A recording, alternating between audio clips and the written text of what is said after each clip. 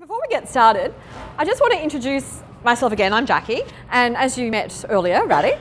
Now, I'll be delivering the first half on food, and Radek is going to talk about beverage. And that's how we've divided it up, so we'll just go along with that. And then we can have a Q&A. We can have an open Q&A at the end, do you think? Yeah, about both. Having such a small group, we're going to be, of course, very flexible. Questions can be asked throughout the session as well. Okay. All right, so let's look at dining and the concept of dining. And I did talk a little bit about this earlier and the reasons why we dine. So the first one talks about here personal enjoyment. So the enjoyment of eating out and having a dish that you probably wouldn't normally have at home. And that's something that I always encourage when I used to serve customers. And they'd say to me, "Oh, Jacqui, what should I have on the menu?" Well, I always say, have something you don't often eat or have never eaten as part of the dining experience. So that's part of the enjoyment. And really, a lot of the time when we do eat out, it's very social. You may be celebrating something, or any occasion for that matter, where you're going to share a meal with friends. And that's all about that personal enjoyment that we get. Now, the other one too could be that we could have, say, a lunch or a dinner that is business related, or having a corporate lunch, which is often very common, especially in our CBD. And where I used to work at the Four Seasons, most of the lunches there were corporate lunches. So the other reason is to do business and to discuss business arrangements or plans over lunch. And that's also very common, or even dinner. Or also in terms of entertainment, there could be a component there. So if we're looking at dining and entertainment, one example that comes to mind is, say, Middle Eastern restaurants and the concept of belly dancers. That is also entertaining. Teppanyaki is entertaining. Working alongside, say, chefs in a trattoria style kitchen. Do you know about the concept of trattoria? An Italian style restaurant where the chef is visible to the customer. That's called trattoria style kitchen. Can you think of any other examples where it could be entertaining whilst you're dining? Starts with C. I'm thinking of one that starts with C. Cabarets. Yes, cabarets. Often very common on cruise liners. They do a lot of cabarets. Any others that you can think of? Yes, teppanyaki I mentioned.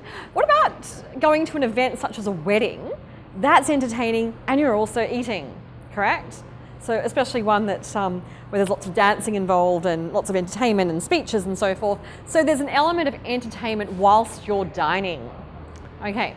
Now, having a new and adventurous experience and trying out different styles of cooking or food is one that I also encourage people to do.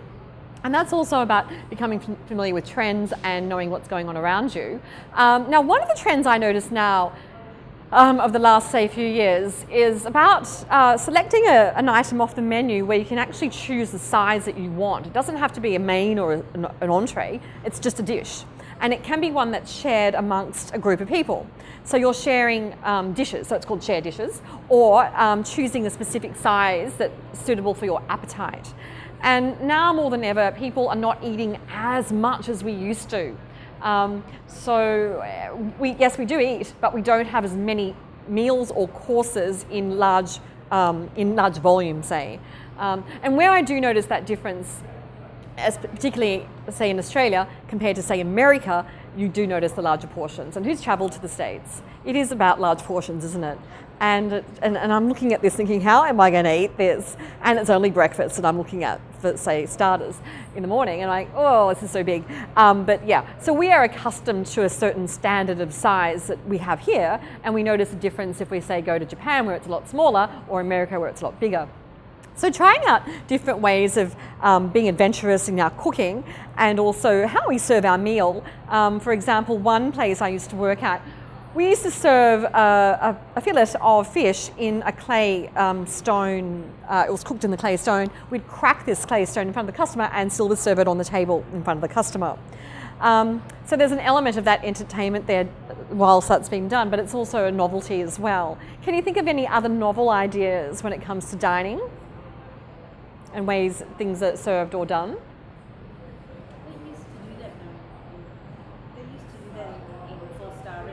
Yes, Gueridon, yes. That's called Gueridon, Gueridon. And they flambe And they do flambe and crepes dessert. They still do that in some of the 5-star hotels for, say, omelettes in the morning when they're making at the buffet breakfast. They'll do that cooked to order. So it's about cooking to order. And also ways of, say, serving soup. One way I particularly liked when I served soup was not to carry the soup in the bowl to the table. It'd be to serve it from a tureen at the table in front of the customer, being also hot as well. But it eliminates that possibility of spilling over the rim and all of that. And it's actually a nicer way to serve, I think, too. One place I used to work at in another cafe, serving a cafe au lait with coffee in one pot and milk in the other simultaneously into the cup from a height. That's also quite fun to do. I used to do that as well. So there's some other novel ideas, but we're always looking at innovation and keeping up and changing and doing something different. Having that unique quality or unique selling point, USP, about our establishment or organisation that's going to differentiate us from other locations. Now the other concept too being prestige kind of experience when we eat out. Yes, you need to have some money to afford to be able to eat out and enjoy some of the opportunities that fine dining can bring. Definitely with fine dining, it costs money, especially in Sydney. Not so much if you travel overseas, depending on where you go. It can be half the cost if you say go to Singapore, where it's a lot cheaper to eat out, and a lot of people do. Even in France, in Paris, a lot of people eat out because their kitchens aren't sufficient enough to really cook in, especially for long-term use. So a lot of people there eat out. So it is considered prestigious, I suppose, in that regards, but it also allows you an opportunity to have celebration when you do eat out. So I know if I go out to a nice fine dining restaurant, I'm usually celebrating some success or event or something that I've experienced in my life, like a graduation, say. When I graduated my master's, I went out and celebrated that, or whatever it may be. Of course, it's a social event, and we're always doing this, whether we meet for coffee or breakfast or brunch, whatever the case may be. Yum cha. Anyone like yum cha here? Very social, very entertaining as well. So yes, it's a very social environment when we do dine. Now, looking at customer service and rules associated with customer service, the big one that I want to emphasize here is about attitude and the manner in which we conduct ourselves. Especially in hospitality, where we are on show a lot of the time, we're almost like, part of the property in that we are there, we're visible. Everything that we do and say is acknowledged. So it's important that we have the right attitude. And by that I mean having a positive attitude and one where it's very helpful and you get used to these sirens. I don't even notice it after a while. You're probably all wondering, oh, another siren. Just ignore that one. So it's about having this attitude where you're very helpful, courteous, polite, and considerate. And I always tend to employ on attitude, having employed many staff previously. It's the attitude that I really am concerned about. Not so much the skills. Skills are important, of course, but I can teach people skills. I cannot teach them attitude.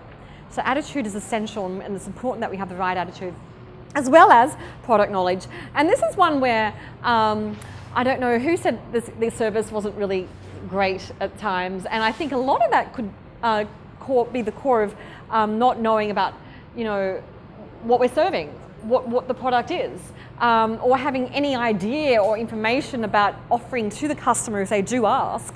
And that is actually something that I find we lack a little bit more than anything else, the product knowledge. So really understanding what we're providing in terms of a product or service, understanding what it's about, where it's sourced from, if, for example, a dish, does it have, is it suitable for a vegetarian?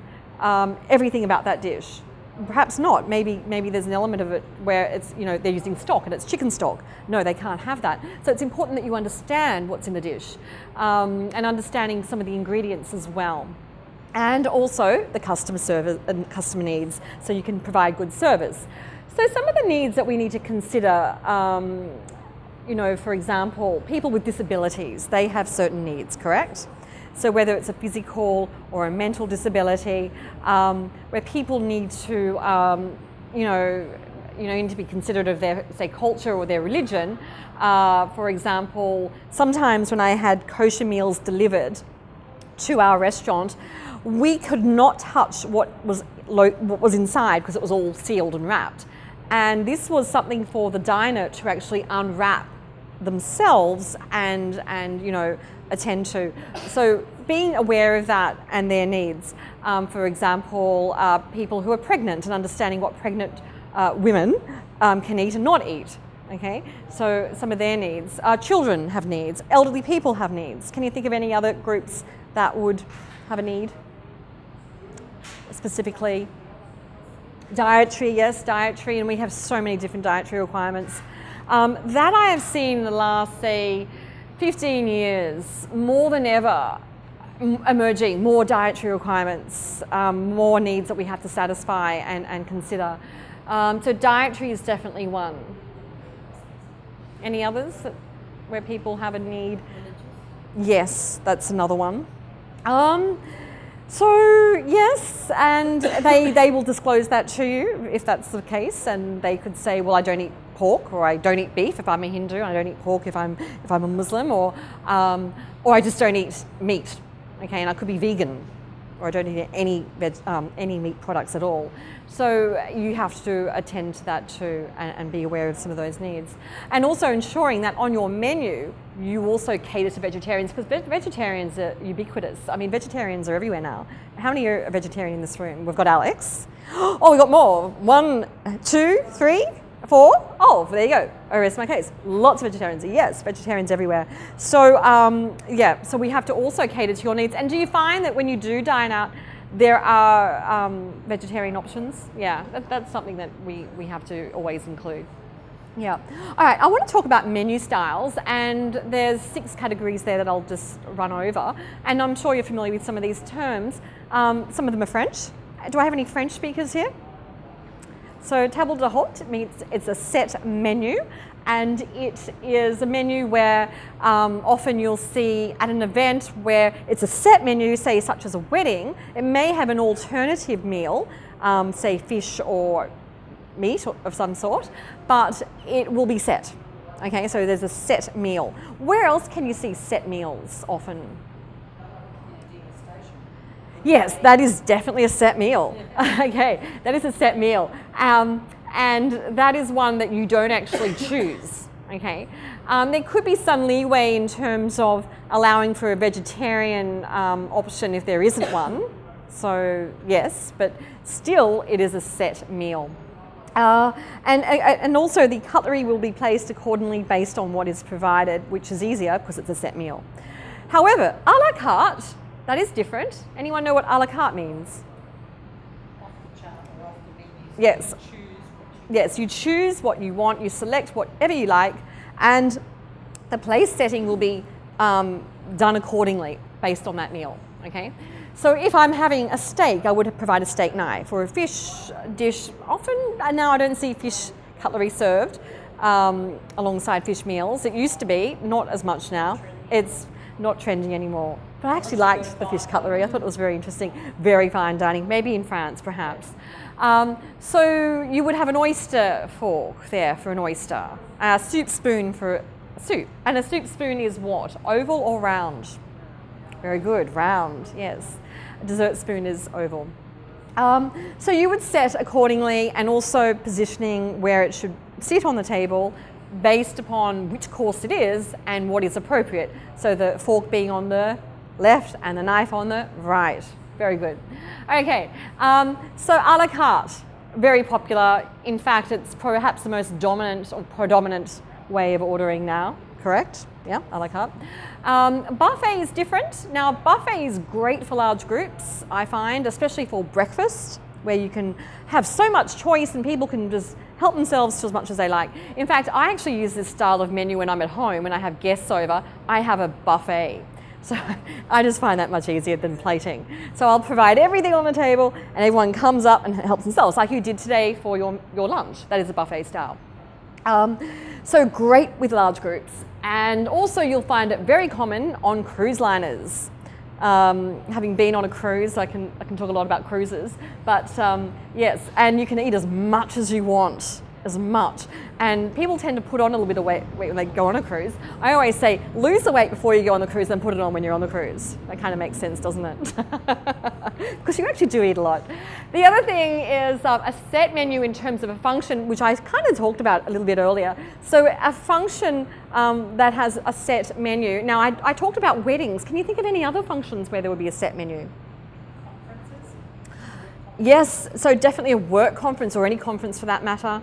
Any large, largely populated kind of venue, or a, oh yes, the Year 12 formal, which is coming up, is that correct, very soon? Has been, yes, some of them have it before the HSC, and who's having it after the HSC? I like it after the HSC. I can't do it before, I just think, ugh, everyone's got their own opinion about that. But yeah, normally after I think is more popular. And then of course we have the breakfast menu. Anyone who likes eating out for breakfast? Yes, okay. So breakfast menus often tend to be a la carte, of course, but it's just for breakfast. Now there are some venues that will have a breakfast menu operating all day. So it could be an all-day breakfast style menu for those that like to get up after midday. Any of those who likes to sleep in until after midday? Oh, just one person. You're the only one game enough to admit that, okay. All right, so breakfast menu. Now, there's many types of different breakfasts you can have these days. It's not just about your cooked breakfast, but you can have themed breakfasts. Any ideas of what kind of breakfast you could have?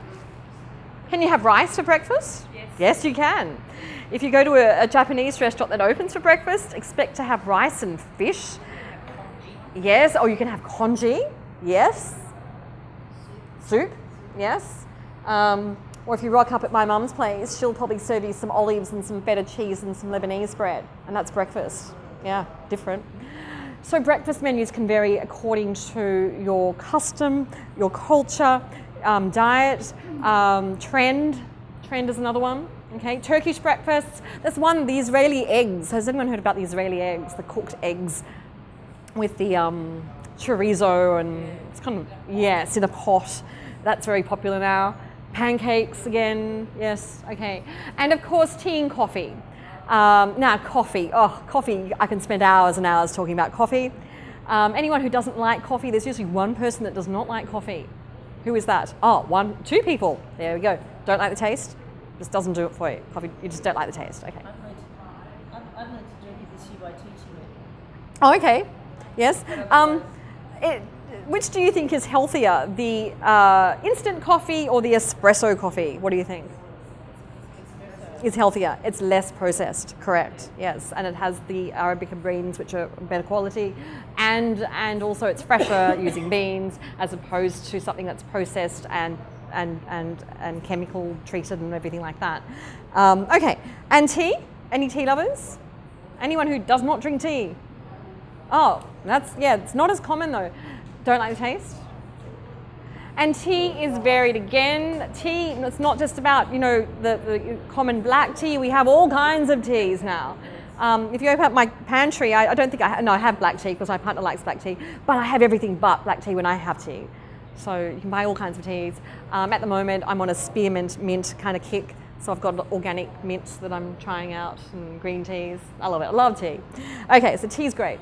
Now, as a player, within your team, you have to be aware that you have to get on with everyone to work cohesively, and we have to consider now other people's needs, who we're going to work with, achieving goals, meeting our expectations, understanding our job role, and specifically looking at meeting the needs of our guests as well. So there's so much involved. There's a lot of psychology at play when you think about it. Understanding body language, okay? So communicating using body language or verbal speaking and understanding people as well. And even if English is not their first language, it's about being patient. It's about having some, empathy with that person and trying to understand what it's like. And likewise, when you travel overseas and you go to a non-English speaking country, it can be challenging, correct? Especially if you don't know the language. So it's about having that perseverance and patience and trying to understand people and what they require. Okay, so being a team player, any other considerations that you need to also have in mind when you're working alongside people in your team? So it's about developing your team, understanding them, training them, and training is important. Training should be ongoing. Because when we think about life, it's always about learning, lifelong learning. We're always learning. It never stops. So today you even said you've learned a few things, and that's coming from a teacher. That's wonderful. So we're all learning. Okay, so working in a team. Now, I've had some really good teams, and I think back to some of the times in the industry when I was working very actively. What makes a good team? That's a good question. Let's see. Some of the teams I've been working with that are really good, we're very like-minded. We have a lot more in common than things where we don't have in common. So we tend to be very similar in our thoughts and behaviours, our opinions, our ideas. Can you think of anything else that can contribute to a cohesive, positive working team? Good communication? Definitely having good communication, interpersonal skills, listening skills. Yes, all of those skills are essential. And some people need more development in some of those areas. I would say having a degree of tolerance as well and understanding helps as well.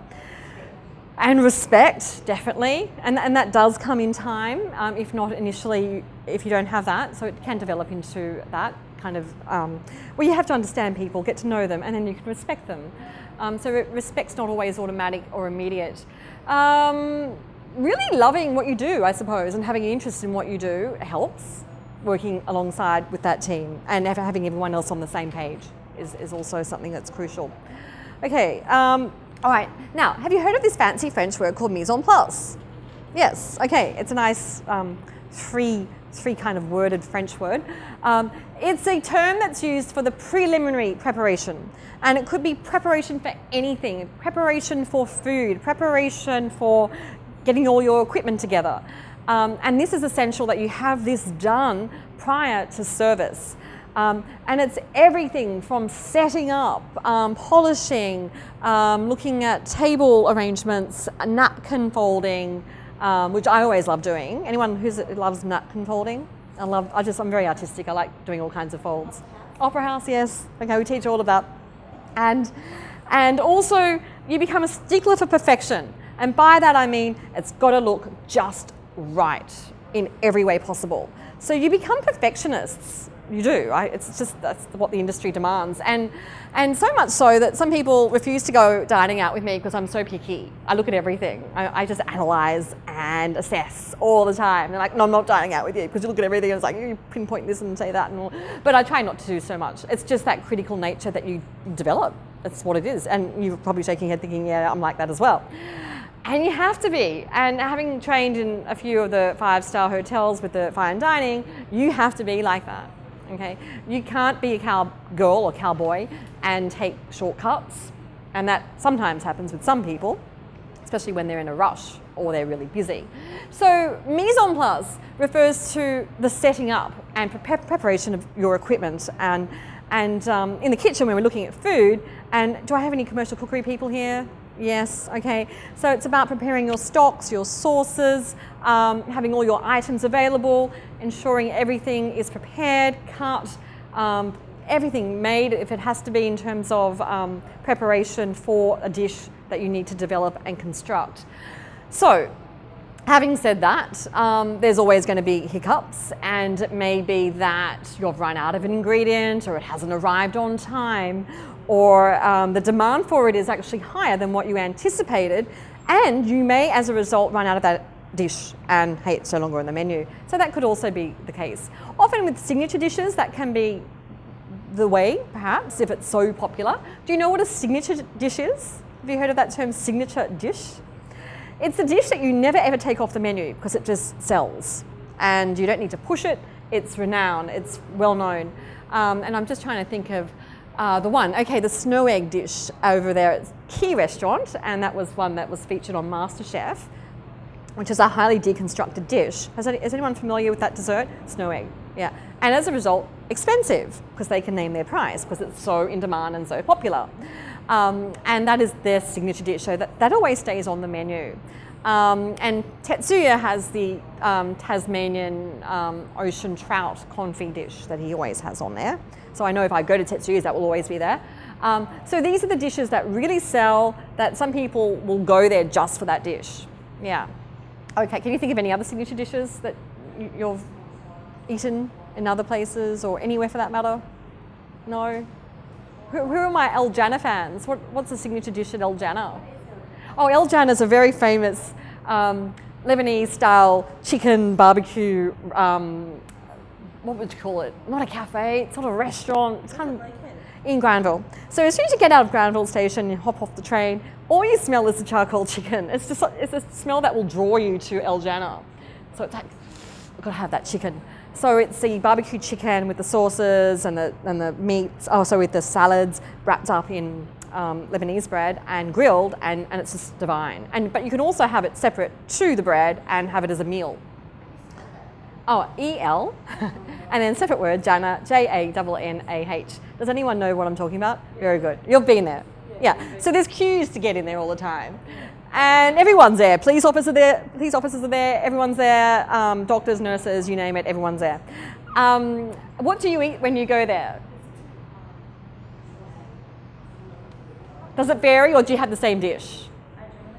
Yeah, it's interesting how you say that, because a lot of people, when they go out, they have the same dish all the time, don't they? So you'll choose the same dish all the time. Like, oh, I should try something else, but no, I'll have that dish. And they do. Yeah, and it tastes good, doesn't it? Yeah, so yeah. Even more so, it will taste better when you're hungry. When you're hungry. Even McDonald's will taste great. I've experienced that. I can say that. Okay, looking at our dining environment. Now, our environment encompasses many features. Lighting, for example.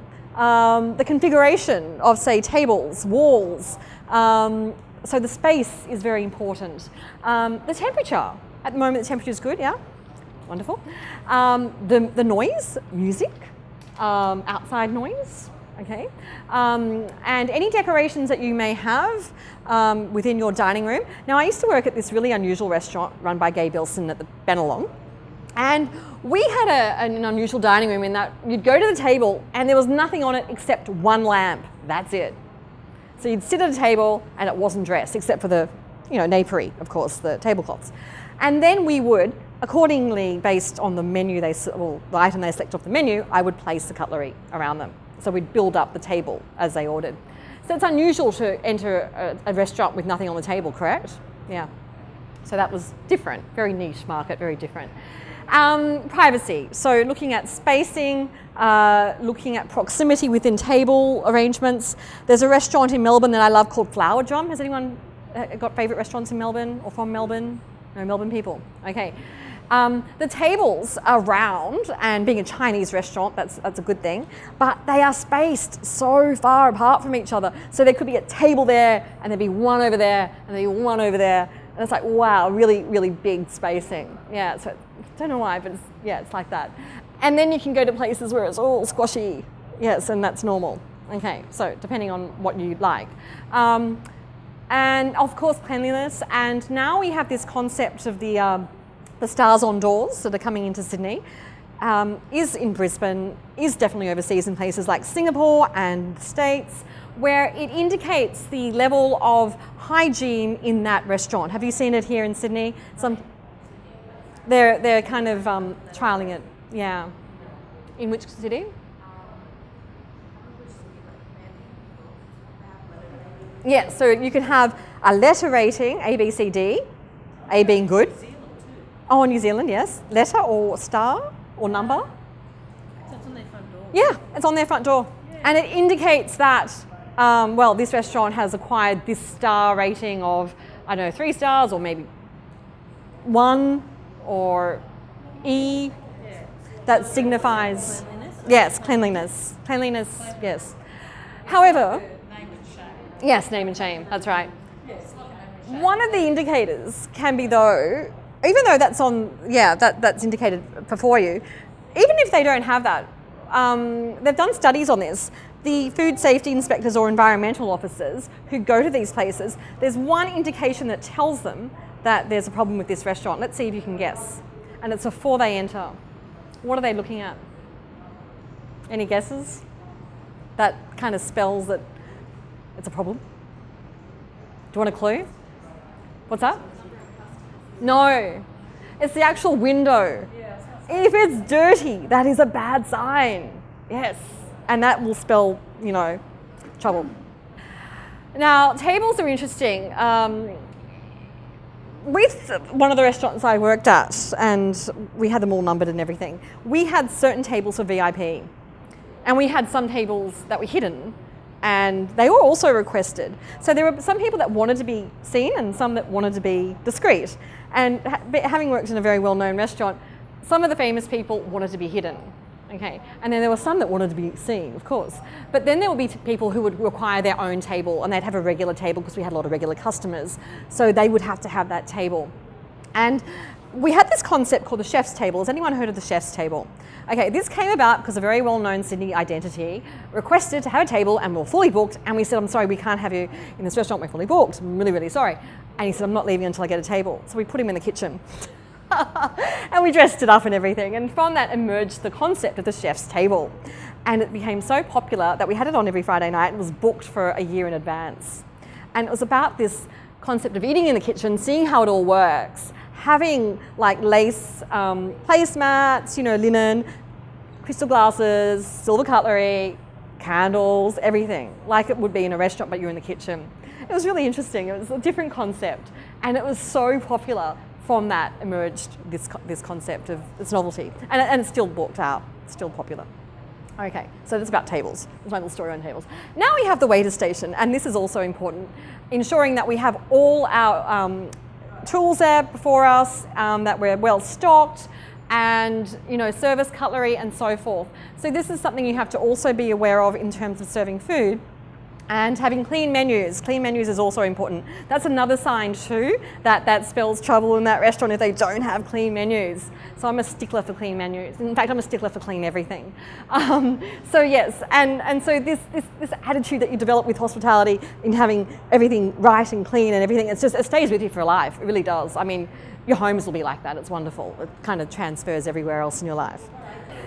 Now let's see if you learned anything today. So procedures for mise en place include, now you tell me, is it checking reservations, polishing cutlery, sorting cutlery, or is it arranging tea, coffee equipment, service plates, polishing glassware, docket books, setting tables, preparing service stations, or is it preparing service stations, polishing cutlery, checking equipment for service, condiments, or all of the above?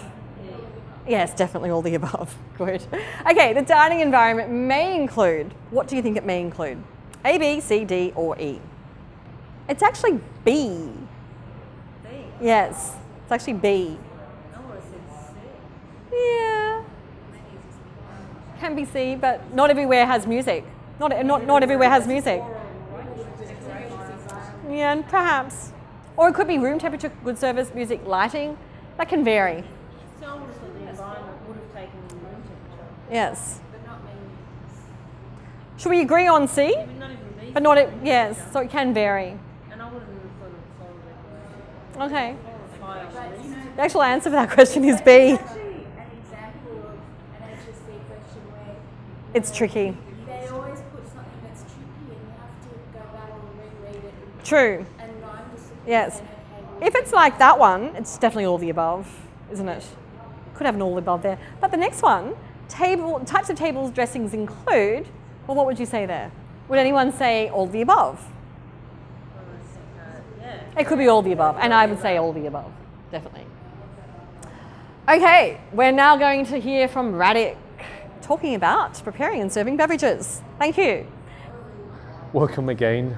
We saw each other earlier, so I'm going to cut straight through the topic. Radek Balsan, you remember my name. We've got about 15 or less than 20 minutes remaining to cover the second component of the F&B subject, and that's the part that pertains to preparing and serving beverages, which is quite an exciting part because it brings us to the bars and the places where we enjoy hanging out. Is there anyone who ever worked in a bar? One? Two? Excellent. So we've got a few people with experience working in a bar.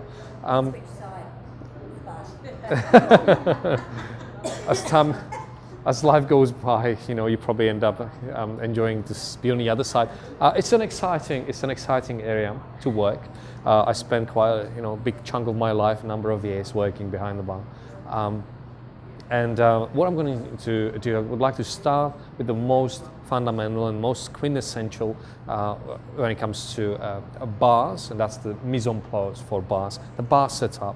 What we're going to look at is a good barman needs to have available for them when they work behind the bar, and that includes the equipment, the glassware, the garnishes, and the ingredients. The equipment, glassware, garnishes, and ingredients. So let's start with the first one, and that's the equipment. Now, of course, the equipment, which is all the stuff that we find behind the bar, can be broken into two main groups, or two main categories of items. The big things that we use and the small things that we use. Let's call the big things simply the equipment, and the small things are tools and utensils, which are quite specific to those who work behind the bar. And I'm sure you're probably already picturing all the different tools that are used by bartenders and barmen behind the bars. So let's start with the first one. That's the big equipment, the major equipment. What are some of the big pieces of equipment that we're likely to find behind the bar? The ice machine, that's a big one. We can't make cocktails without ice. The soft drink machine, we call it the post-mix dispenser, absolutely. Soft drinks can come either pre-mix or post-mix. If they are post-mix, it means they actually put together at the on the premises, means the water, carbon dioxide, and the syrup is mixed. We have the machines that allow us to do that. And everyone who ever been to Hungry Jack, where you can serve yourself, knows what the machine looks like. Any other types of equipment?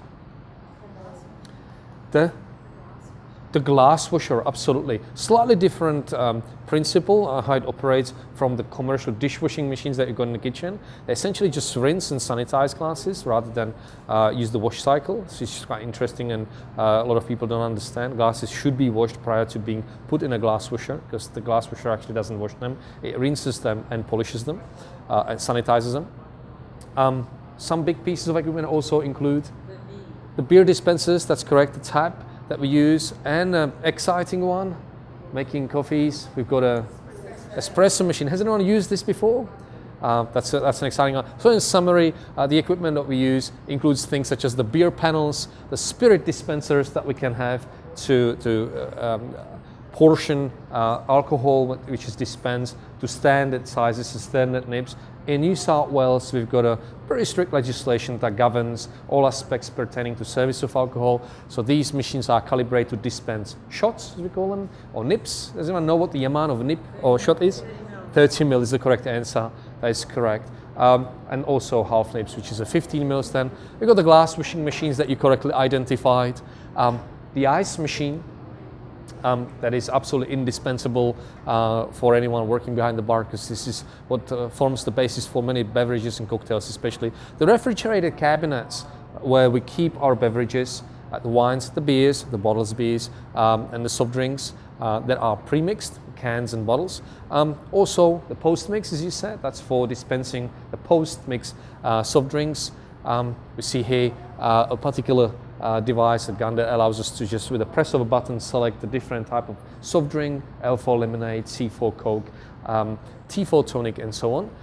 Of course, the big one is POS. POS, in acronym, that stands for point of sale. That's right. And we've got the cash registers and point of sale systems, which are automated computer maintenance management systems that allow us to process the financial transactions and process the sales, record the sales that happen. Very, very powerful tool that really facilitates the management of inventory, also assists in identifying discrepancies. Sometimes things as a theft might happen, things that get broken or wasted and so on will be identified through the point of sales reports that will really identify the difference between what was sold and what was used in the process of generating revenue without actually generating any revenue. So that means wasted, stolen, broken, etc.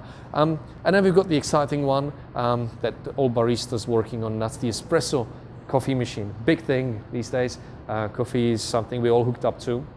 I bet all of you are big coffee lovers, correct? We have a few of you who actually worked on a coffee machine. You know what, let's zoom in and let's look at this coffee machine in a little bit more details. It'd be nice if I could have the real thing here for you to demo. We've got a couple of them. There's one downstairs, but I'm not going to, of course, move for that. So very quickly, let's run through some of the main parts. For those of you who used this before, Can you identify some of the parts on the machine? So what we have here, we've got the controllers for the steam. These little sticks, the metal sticks, they called steam vents. That's correct. We've got the buttons that control them, and we've got the gauges. We also have got the heating tray that can be used to keep the cups warm at the operating temperature on the top. The drip race on the bottom, and the actual part in which we put the coffee in is called the group handle. That is correct. So this one is 3 group handle machine with double nibs that can be used to prepare coffees by an efficient barista at the same time. An exciting part. Now that was the major equipment. We went through some of the most important pieces of equipment that are commonly found behind the bars. But how about the small little items, the small equipment, the tools and utensils? What do bartenders use? So I've got a little bucket here with a couple of items. Let's zoom in again. Do you recognize all these items listed? So this is something that you certainly will have to have behind the bar before you open. It's going to be part of your mise en place. Let's identify the tools. We've got the shaker. That's correct, to prepare the cocktails, whether alcoholic or non-alcoholic. There's 2 main types of shakers. Boston and American shaker, 2-piece and 3-piece shakers. Then we've got the Horton strainer. That is correct. We can also have a julep strainer or the tea strainers, which is used for really refined straining to removing smallest particles of ice. The Horton strainer is the roughest one, commonly used in together with Boston as well as American shakers to separate the solids from the liquids. The bottle opener, which we colloquially called the waiter's friend, and it is your friend, the best friend, because it will always be in your pocket, whether in your vest or your pants.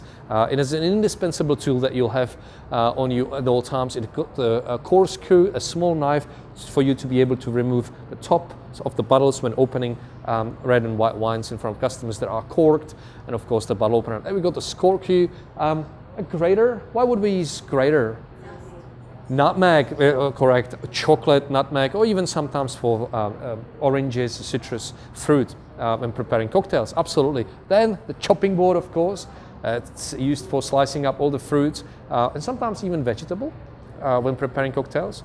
Just think Bloody Mary, just think cucumber that can be served with tonic, infused beverages, and so on. And when preparing the cocktails and drinks also, we've got the special long spoon, because it's used behind the bar. It's called the bar spoon, and it's used for stirring. That's correct. We can drinks are either poured, shaken, or stirred. Obviously, it's used for stirring. Sometimes they might have a little bit of extended end at the end of the spoon, so the bartenders can actually use it upside down, flip it, and when preparing beverages such as caipirinha, mojitos, actually mix and sometimes slightly crush the fruits or the lime leaves or mint leaves in the beverage to infuse the flavors. A little bit more effective for this then would be a different type of tool, which we get to in a second. This is something that can help us to measure the spirits if we don't have a spirit dispenser. Measure, good guess, I like that. Anyone else can think of another name? Sure, good guess too, well done. The bartenders and bar professionals call this the jigger. Can I say that? Jigger. Jigger, that's what it's called, jigger. And it's got 2 sides. One for a small nib, 15 mil. The second side is the 30 mil, that's a full nib. And that's used for measuring the quantities of alcohol or beverages when preparing drinks.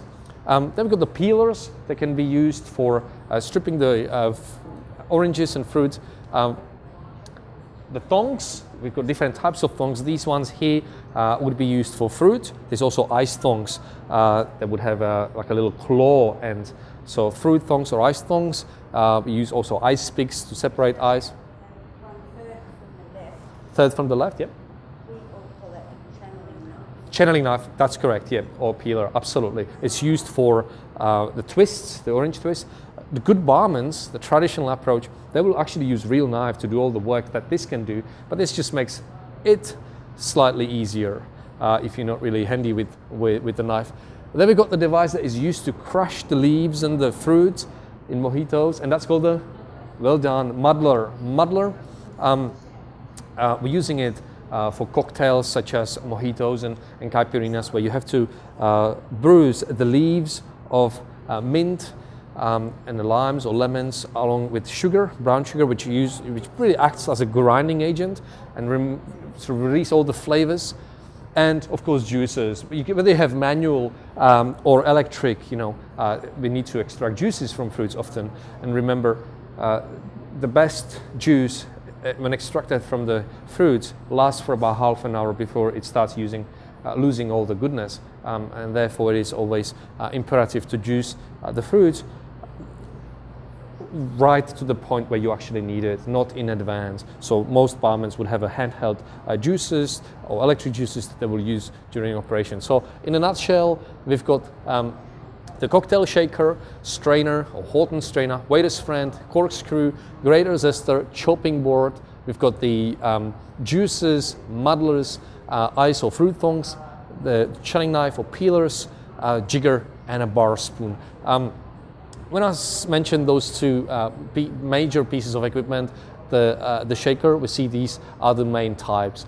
This one is the 3-piece, this is a 2-piece. You'll notice this one here has actually built-in strainer, so it actually allows you to keep the solids, like the ice, inside the shaker when pouring the beverage. This one here doesn't, it's only 2-piece. It allows slightly larger quantity of beverage to be shaken, but then you have to use the Horton strainer to actually pour the beverages, and our good friend bar spoon that is used for mixing the beverages. Containers and tools, please. Yep, that is, sorry, this is the Boston shaker. We call this the Boston or Boston shaker, 2-piece only. That Horton strainer is separate piece of equipment. This one here has 3 pieces. 3 pieces, we call it the American shaker. So American shaker, Boston shaker. This is probably the most traditional shaker you probably find. Some of you might have this at home. The Boston, you also might have that at home. Sometimes the mixing glass or the glass part is actually used to serve the beverages in. Sometimes you can actually use just the glass with the spoon to prepare your beverages. This one here also indicates measuring sizes for preparation of various drinks. Containers and equipment that we can use to transfer liquids into. This one here is used for juices. It's used for juices. When you go to a bar, you don't want your barman to be pouring juices from a Tetra Paks or the generic bottles. So generally what we do is we actually transfer the juices into these bottles. Sometimes also sugar syrup that's prepared by bartenders on site is used or is actually transferred into these bottles. And the benefit of these is that you can actually take the bottom part here and that acts as a lid.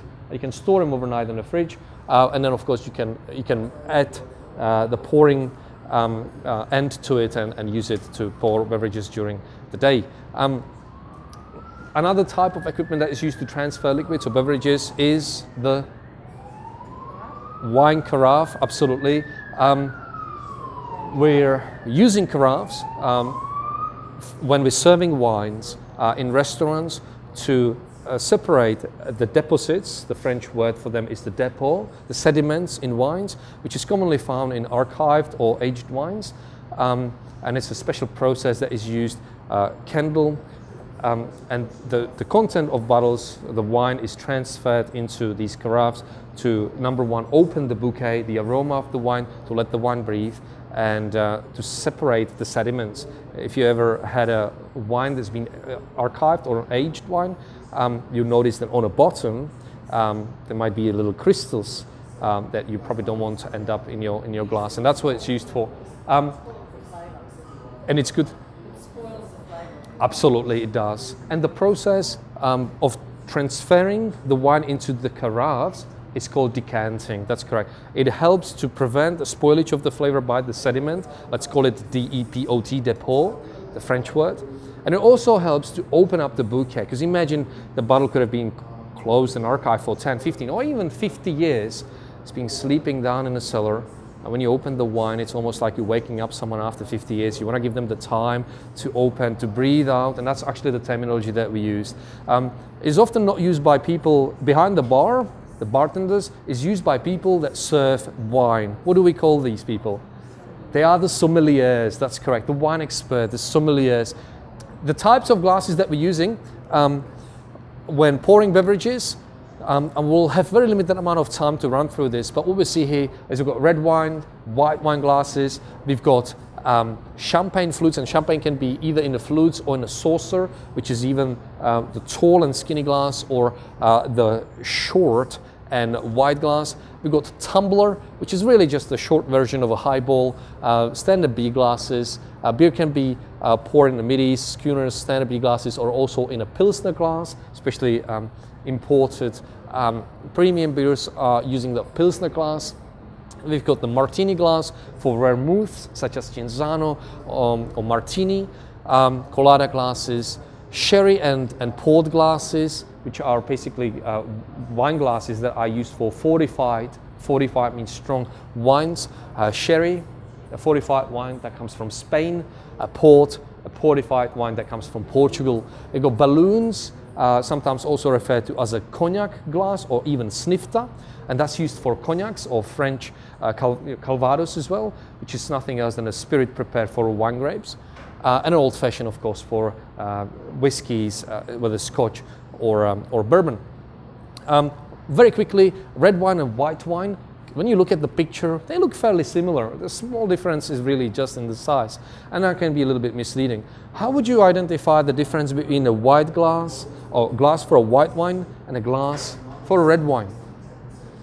What do you think would be the difference? If you're sitting at the table, would you know which glass to use for white wine and which glass to use for red wine if you've got them all set? Well done, absolutely. You are absolutely correct. Can be bigger, can be rounder. That's right. The trick is this. White wine glasses would have a wider top, but narrower bottom. The red wine glasses would have a wider bottom, but narrower top. The reason is because in white wine, which is chilled, I want to keep it cool and fresh. You can actually pour it with a bit of lifting the glasses, we're aerating the wine. We want the freshness, we want it to drink fast or small quantities so it doesn't get warm too fast. But in red wine, the bottom has usually is designed to be wider because you're actually resting the glass on your palm slightly differently when you're spinning the glass in your hand, because the warmth of your palm will allow the wine to aerate, to also release the bouquet, which is just another fancy word for aroma, or the smell of the wine, and you engaging a little bit more your nose in the process as well. Remember, a red wine and wine, very similar type of glasses. The size can be sometimes misleading as well. Always look at the shape. If it's wider on the bottom and narrower on the top, it's a red wine. If it's the other way around, it's a white wine glass. So that's just a rule of thumb. Please. There's also a water glass that's similar to a wine glass. Yep. Water is often served in highballs or in a midi type of midi pot glass. I've actually seen. Similar to a white wine or red wine glass. Oh, okay. That they call it a water. And I've bought them actually in a packet that says they're water goblets. Oh, okay. Water goblets. And it actually was on a stem, was it? Yeah. Okay. It is an unusual thing to see water being served in a glass stem. There can be, you see, the French that define really the science around wine, they also define the science around glasses, because a glass from which you drink has an incredible influence of the experience. It's the tactile sensation, the size of it, the thickness of it, and so on. They actually name the glasses after. Very quickly, the garnishes that we might need to prepare as a part of our mise en place when working behind the bar. What do you think could be used to garnish beverages? Fresh fruit. Let's put some examples in. Probably the most common that you cannot even open and start without is the first thing that you will be chopping every day if you work behind the bar. Lemon, that's right, orange, and there's so many other things. Just to list a few: bananas, honeydew melon, celery for Bloody Marys, limes, lemons, mints, other citrus fruits such as oranges, pineapple, strawberries, caster sugar when preparing beverages with rum from Western Indies, cinnamon, cloves, olives or cocktail onions, coconut, coffee beans, maraschino cherries, cocktail cherries, nutmeg that you said we can grate onto the beverages, just think sugar daddy, salt or pepper, and so on. There's quite a few. Very quickly, I've got about 1 minute remaining, so we're going to quickly run through the types of beverages. The types of beverages, the most fundamental distinction would be alcoholic and non-alcoholic. We already talked about the fact that non-alcoholic beverages will be essentially pre-mix or post-mix when it comes to soft drinks, but also we can't forget about warm beverages, coffee, tea, or non-alcoholic cocktails. When it comes to coffee, I've got a couple of shots on the top here, pictures of coffees. Can you identify what these coffees are? There's a sequence to them. Anyone? What do you think the first one is? You're absolutely correct. It's the short black or ristretto. This is the smallest amount of coffee that can be extracted, generally about 15 mils, the strongest and shortest of them all. The second one, slightly bigger, espresso. That is correct. The espresso, or what we here in Australia call the short black. And then we've got his friend that's slightly more grown up, and that's the long black. Let me see a little bit of milk on top with not too much. Cappuccino and a latte. That's correct. We've got flat white, latte, and a cappuccino. And at the end, just a bit of hints, there's a chocolate involved. You're absolutely right. It's mocha. So these are probably the most common types of coffees that you might have customers asking you for. Alcoholic beverages, its own area that we're not going to unfortunately have a time to cover today, includes the white and rosés and red wines, the beers, and all, there's quite a bit of diversity in there. And of course then the spirits, that includes the rums, the bourbons, the vodkas, and so on. Guys, I'd like to say big thank you to all of you, and also to your teachers who attended with you today. Thank you very much for your support. Good luck in the exams. Good luck on your way back. It was a lot of fun having you here today.